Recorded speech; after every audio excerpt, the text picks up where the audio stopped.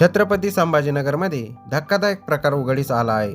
2 कंत्राटी कर्मचाऱ्यांनी क्रीडा विभागाच्या बँक खात्यातून तब्बल 21 कोटी रुपये घोटाळा केल्याचं उघडीस आलं आहे।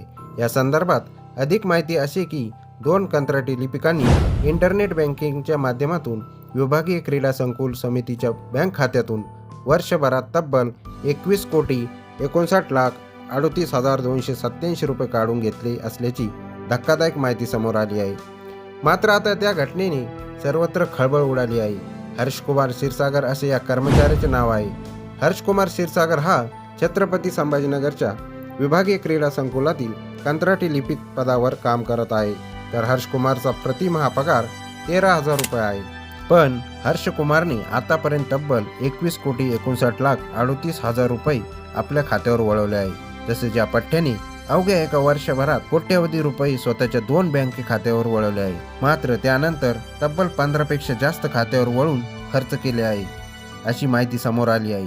याशिवाय हर्षकुमारने यासाठी यशोदा शेट्टी या कर्मचाऱ्याची देखील मदत घेतली आहे।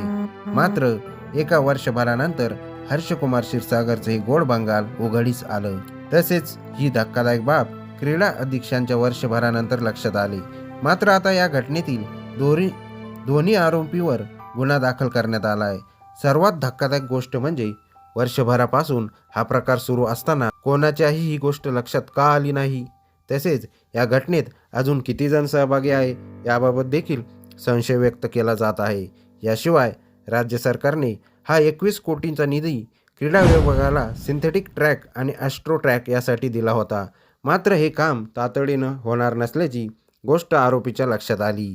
त्यामुळे याच गोष्टींचा फायदा घेत हर्षकुमार क्षीरसागर आणि यशोदा शेट्टी यांनी उपसंचालकाची खोटी स्वाक्षरी करून नेट बँकिंग सुविधा खात्यावर सुरू केली। त्यानंतर कार्यालयातील जुन्या पत्रामध्ये छेडछाड करून बँकेत बनावट पत्र देखील सादर केले।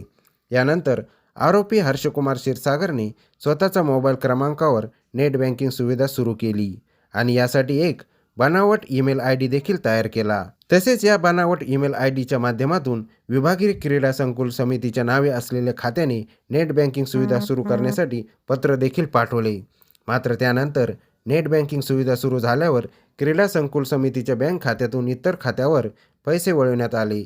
तसेच यानंतर हर्षकुमार क्षीरसागरने या पैशातून आलिशान कार देखील खरेदी केली। तसेच एक घर देखील बांधले। इतकेच नाही तर हर्षकुमार तब्बल 5 पेक्षा जास्त देशामध्ये फिरूनही आला। मात्र आता या सर्व धक्कादायक घडामोडीनंतर हर्षकुमार याच्यावर गुन्हा दाखल होणार आहे। मात्र ही गोष्ट त्याला लक्षात येताच तो फरार झाला आहे। तसेच या धक्कादायक प्रकरणात आतापर्यंत 3 जणांवर गुन्हा देखील दाखल झाला आहे। तसेच पोलिसांनी महिला आरोपी यशोदा शेट्टी आणि BK जेवन याला देखील अटक केली आहे। पोलीस आता हर्षकुमार क्षीरसागर याचा शोध घेत आहे। तर मंडळींनो, तुम्हाला हा व्हिडिओ आवडल्यास व्हिडिओला एक लाईक आणि शेअर करा आणि अशाच माहितीपूर्ण व्हिडिओसाठी स्मार्ट मराठी यूट्यूब चॅनलला सबस्क्राईब करा। धन्यवाद।